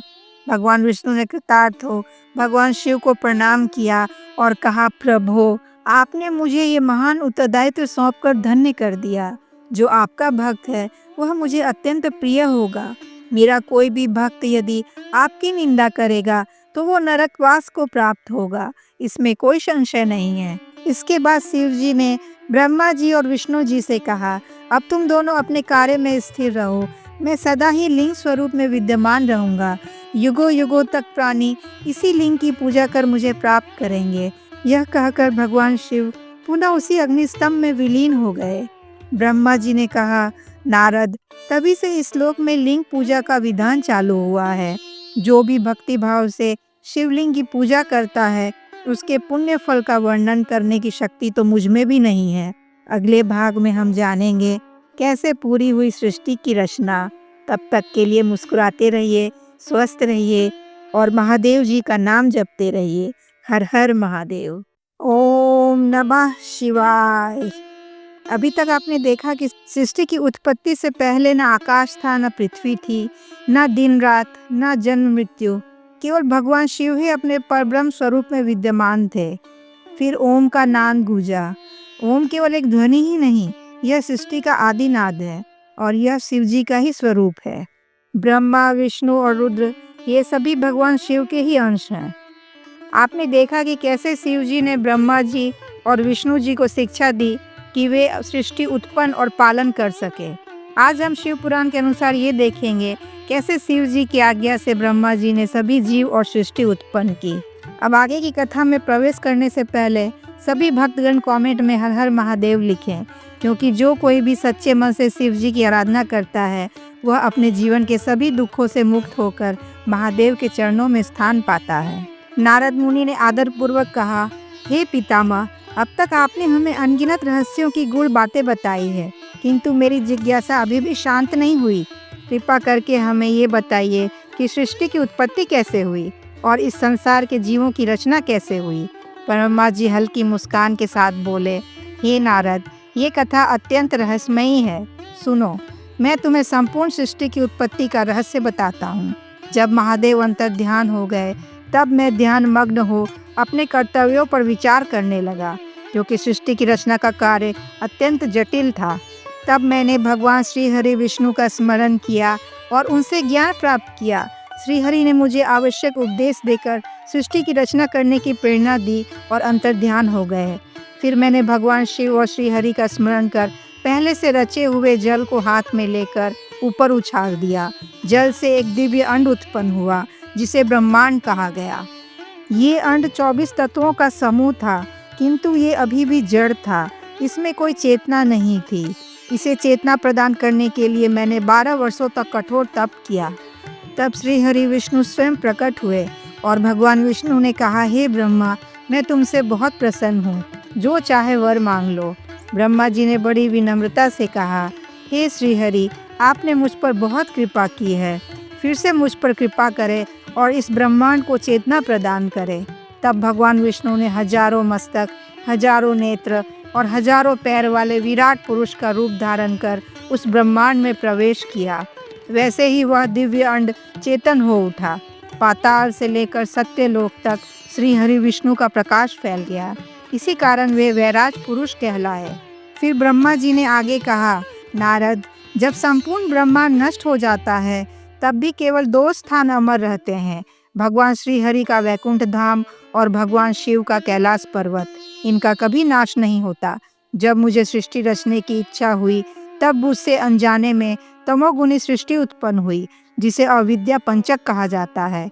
फिर मैंने स्थावर सृष्टि रची, जिसमें वृक्ष और वनस्पतियां उत्पन्न हुई, किंतु ये निश्चल थे। फिर इसके बाद तिर्यक श्रोता नामक दूसरी सृष्टि प्रकट हुई, जिसमें पशु पक्षियों का जन्म हुआ, लेकिन वे दुखों से ग्रस्त थे।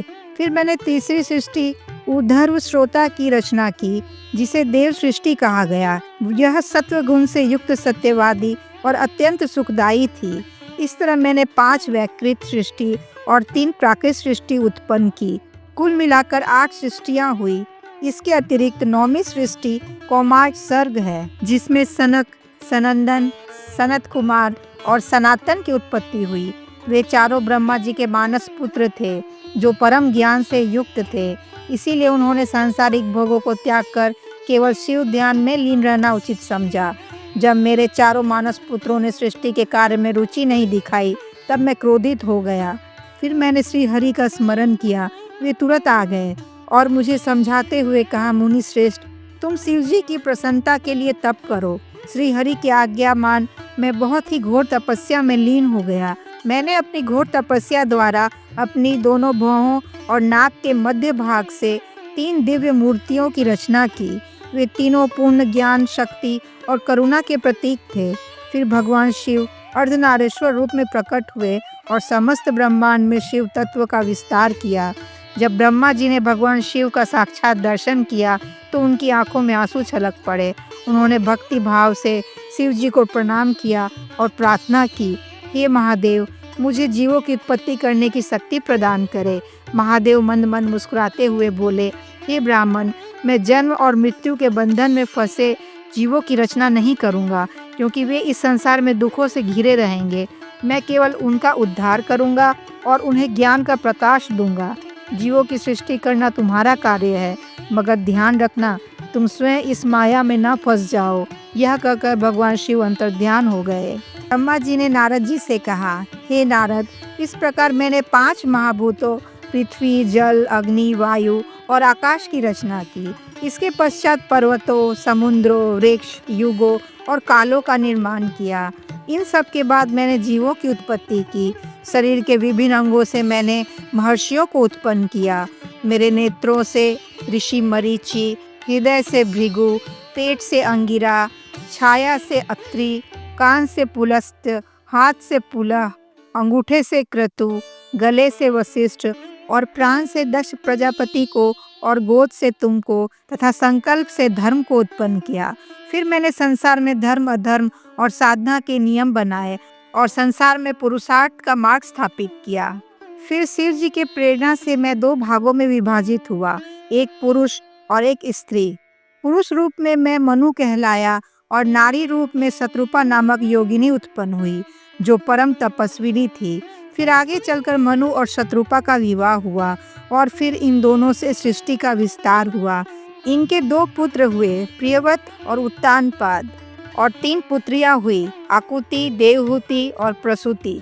मनु ने आकुति का विवाह प्रजापति रुचि के साथ किया। देवहूति ऋषि कर्दम को ब्याह दी और प्रसूति का विवाह प्रजापति दक्ष के साथ हुआ। दक्ष प्रजापति और प्रसूति को 60 कन्याएं उत्पन्न हुई। इनमें से 10 का विवाह धर्म से, 13 का विवाह महर्षि कश्यप से, 27 का विवाह चंद्रदेव से हुआ। इनकी संतानों से ही देवता, दैत्य, ऋषि, गंधर्व, नाग, पक्षी, पशु, पर्वत, नदियाँ और लताएं उत्पन्न हुई। कश्यप ऋषि की संतानों ने तीनों लोकों को आच्छादित कर दिया। देवता, असुर और मनुष्य ये सभी कश्यप ऋषि की संतानों में से थे। इसी कारण उन्हें सर्व प्रजापति कहा जाता है। संपूर्ण ब्रह्मांड उन्हीं की संतानों से व्याप्त हुआ। हे नारद, संपूर्ण सृष्टि की उत्पत्ति शिव जी की कृपा से हुई। मैं, विष्णु जी और समस्त देवता शिव जी के ही अंश हैं। भगवान शिव निर्गुण भी हैं और सगुण भी। वे ही संसार के पालन करता, संहार करता और उद्धार करता है। वे ही योगियों के ध्यान का केंद्र हैं। शिव जी सदा अपने भक्तों पर कृपा बरसाते हैं और जो भी उन्हें सच्चे मन से याद करता है उसे मोक्ष प्रदान करते हैं। जब ब्रह्मा जी ने ये कथा समाप्त की तब नारद जी का हृदय भक्ति से भर गया। उन्होंने हाथ जोड़कर अपने पिता ब्रह्मा से कहा, हे पितामह, आपकी वाणी से मेरा हृदय आनंद से भर गया। अब मैं इस शिव ज्ञान को समस्त लोकों में प्रचारित करूंगा ताकि हर कोई शिव की शरण में आ सके और उनके दिव्य ज्ञान से लाभ उठा सके। आगे की कथा में हम जानेंगे कि कैसे एक पापी व्यक्ति ने भगवान शिव की कृपा से कुबेर पद को प्राप्त कर लिया। हर हर महादेव। ओम नमः शिवाय। अभी तक आपने देखा कि ब्रह्मा जी ने सृष्टि की उत्पत्ति के लिए बहुत कठोर तप किया। फिर भगवान विष्णु और भगवान शिव की मदद से उन्होंने सृष्टि की रचना की। महर्षि कश्यप ही सर्व प्रजापति हैं। उनकी संतानों ने तीनों लोकों को आच्छादित कर दिया। आज की कथा में हम जानेंगे कि पापी गुणनिधि ने कैसे भगवान शिव की कृपा प्राप्त कर कुबेर पद की प्राप्ति की। सूत जी बोले, हे महर्षियों, अब मैं आपको एक ऐसे व्यक्ति की कथा सुनाने जा रहा हूँ जो अपने बुरे कर्मों के कारण घोर संकट में पड़ गया। ये कथा न केवल शिक्षा देती है बल्कि ये भी बताती है कि भगवान शिव की कृपा से सबसे बड़े पापी का भी उद्धार हो सकता है। काम्पिल्य नगर में यज्ञदत्त दीक्षित नामक एक प्रतिष्ठित ब्राह्मण रहते थे। वे वेदों के ज्ञाता और यज्ञ विद्या में निपुण थे। उनका एकमात्र पुत्र था जिसका नाम था गुणनिधि।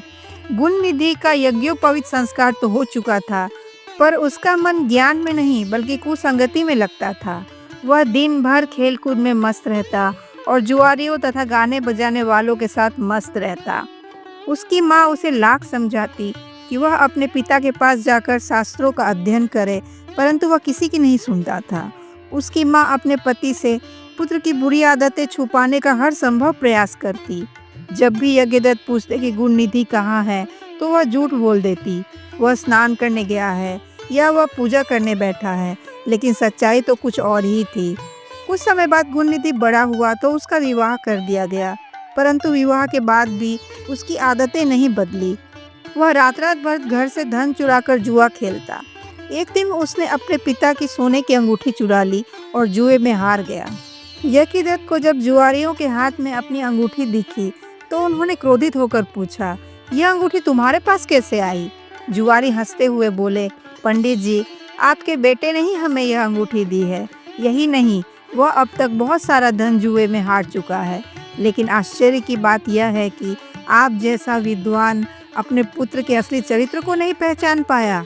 यह सुनते ही यज्ञदत्त शर्म से सिर झुकाकर घर लौट आए। उन्होंने अपनी पत्नी को गुस्से में पुकारा और बोले, कहाँ है तेरा लाडला पुत्र? मैंने जो तुम्हें अंगूठी दी थी वह कहाँ है? पत्नी अभी भी झूठ बोल रही थी, मुझे नहीं पता वह कहाँ है। अब तो यज्ञदत्त क्रोध से उबल पड़े, तू तो बड़ी सत्यवादी है, इसीलिए हर बार मुझे झूठी बातें बताकर बहकाती रही। इसके बाद उन्होंने घर की अन्य कीमती चीज़ों को खोजा मगर कुछ भी नहीं मिला। अब उनकी समझ में आ गया कि गुणनिधि घर की सारी बहुमूल्य वस्तुएं पहले ही जुए में हार चुका था। अब यज्ञदत्त का धैर्य जवाब दे गया और उन्होंने अपने पुत्र को घर से निकाल दिया। अब गुणनिधि का कोई सहारा नहीं था। मित्र कहे जाने वाले जुआरी भी अब उसका मजाक उड़ाने लगे थे। जब तक धन था तब तक वे उसे अपना साथी मानते थे, पर जब गुणनिधि निर्धन हो गया तब उसे उसके मित्रों ने पास भी फटकने नहीं दिया। भूख प्यास से व्याकुल गुणनिधि वन की ओर निकल पड़ा। वह कई दिनों तक भूखा प्यासा भटकता रहा। धीरे धीरे उसकी हिम्मत टूटने लगी। एक दिन जब भूख और प्यास से व्याकुल होकर वह एक जंगल में भटक रहा था, तब अचानक उसे सामने एक शिव मंदिर दिखाई दिया। मंदिर के द्वार पर एक शिव भक्त अपने परिवार सहित भगवान शिव की पूजा के लिए आया था। उसके हाथ में पूजा सामग्री थी, गंध, पुष्प, दीप, धूप, नैवेद्य और अनेक प्रकार के व्यंजन। गुणनिधि चुपचाप एक मंदिर के कोने में जाकर बैठ गया। वह देख रहा था कि शिव भक्त ने परिवार सहित श्रद्धा और भक्ति से भगवान शिव की आराधना की और फिर उन्हें अनेकों प्रकार के पकवान अर्पित किए। पूजा के बाद जब वे लोग मंदिर से चले गए तब गुणनिधि की भूख असहनीय हो गई। उसका मन विचलित होने लगा। उसने सोचा, ये जो भोग भगवान के लिए चढ़ाया गया है, अगर मैं इसे चुरा लूं तो क्या होगा। मंदिर में अब अंधेरा हो चुका था। गुणनिधि ने भोजन चुराने के लिए अपने वस्त्र को फाड़ कर एक बत्ती बनाई और दीपक जलाया। जैसे ही उसने दीपक जलाया, वह दीपदान बन गया। भगवान शिव के सामने जलाया गया यह दीपक उसके सारे पापों को जलाने का माध्यम बन गया। जैसे ही वह आगे बढ़ा, उसके पैरों की धमक से मंदिर के बाहर बैठे लोगों को यह आभास हो गया। सभी लोग दौड़े और उसे पकड़ लिया। यह चोरी कर रहा था, इसे मत छोड़ना। ऐसा कहते हुए गांव वालों ने उस पर हमला कर दिया। भूख और थकान से दुर्बल उसका शरीर अब और सहन नहीं कर सका। कुछ ही देर में उसने प्राण त्याग दिए। उसके कर्मों के कारण यमदूत उसे बांधकर नरक की ओर ले जाने लगे। तभी अचानक भगवान शिव के गण वहां प्रकट हुए और उन्होंने यमदूतों को रोका और कहा, यह व्यक्ति भगवान शिव का भक्त है, इसे नरक नहीं स्वर्ग जाना चाहिए। यमदूत कहने लगे, ये व्यक्ति तो पापी है। इसने अपने माता पिता का अनादर किया, चोरी की, जुआ खेला और अनगिनत अपराध किए। ऐसे व्यक्ति को स्वर्ग कैसे मिल सकता है। शिवगण मुस्कुराए और बोले, हम जानते हैं कि इसने बहुत पाप किया है, परंतु एक शुभ कर्म भी किया है जो इसके सारे पापों को भस्म कर चुका है। शिवगण बोले, रात्रि के समय इसने अपने वस्त्र फाड़कर दीपदान किया है और ये रात्रि शिवरात्रि की रात्रि थी और अनजाने में ही इसने व्रत भी रख लिया। इसके अलावा इसने अपने पिता के मुख से भगवान शिव के गुण सुने हैं, मंदिर में बैठकर शिव कथा सुनी और कई बार शिवलिंग का दर्शन भी किया। ये सब पुण्य इसके सारे पापों पर भारी है, अतः ये अब नरक नहीं जाएगा बल्कि शिवलोक में जाएगा। यमदूत निरुत्तर हो गए और यमलोक लौट गए और यमराज जी को इसकी सूचना दी। यमराज जी ने भी शिवगणों के निर्णय को सहर्ष स्वीकार कर लिया।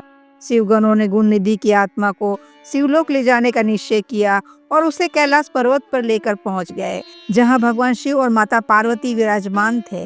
गुणनिधि ने भगवान शिव और माता पार्वती के चरणों में गिरकर अश्रुपूर्ण नेत्रों से प्रार्थना की, हे महादेव, मैं मूर्ख था, अज्ञानी था, मैंने जीवन भर पाप ही पाप किए, परंतु आपने मुझ जैसे पापी को भी अपनी शरण में ले लिया। मैं आपको नमन कर आपसे क्षमा मांगता हूँ।